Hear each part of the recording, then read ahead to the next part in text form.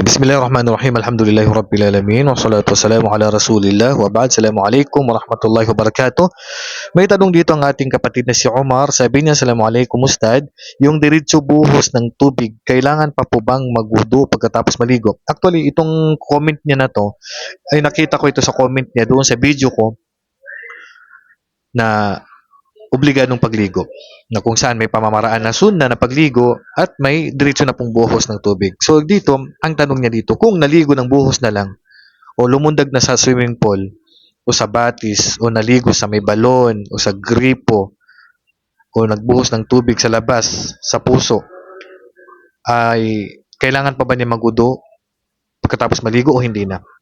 So kung ang ligo na ito ay obligado, katulad ng ligo pagkatapos ng regla o ligo pagkatapos na panganganak ng babae, yung dugo niya wala na, o ligo pagkatapos makipagtali, o ligo na naginip ng wet dream na kung saan may lumabas, so dito hindi na obligadong magudo ka pa. Kaya sabi ng Allah subhanahu wa ta'ala, wa in kuntum junuban fattahharu.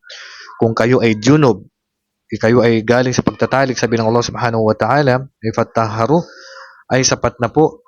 Sabi ng Allah subhanahu wa ta'ala, ay magdalisay kayo. So magdadalisay lang po tayo kapag tayo po ay junub. Ibig sabihin, maligo ka lang, maligo ka lang, kahit hindi ka na magwudu, ay sapat na po yon.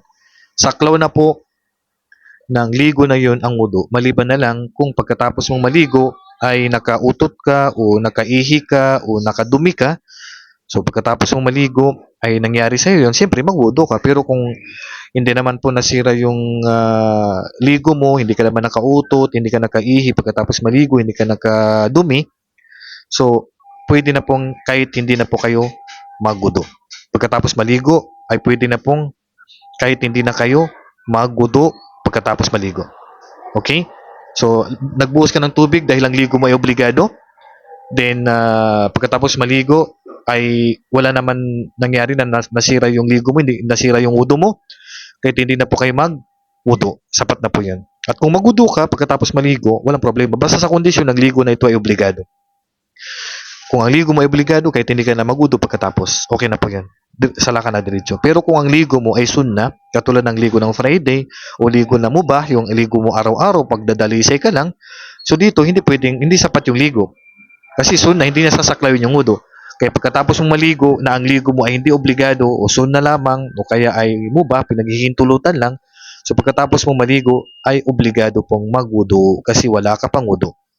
Yan pang pagkakaiba ng ligo na obligado at ligo na sunna. Kasi ang ligo na obligado, kahit hindi ka na magwudu pagkatapos maligo, ay pwede na pong hindi ka na magwudu, sapat na po yun, diretso na po kayo magsala. Wallahu a'lam. Assalamualaikum warahmatullahi wabarakatuh.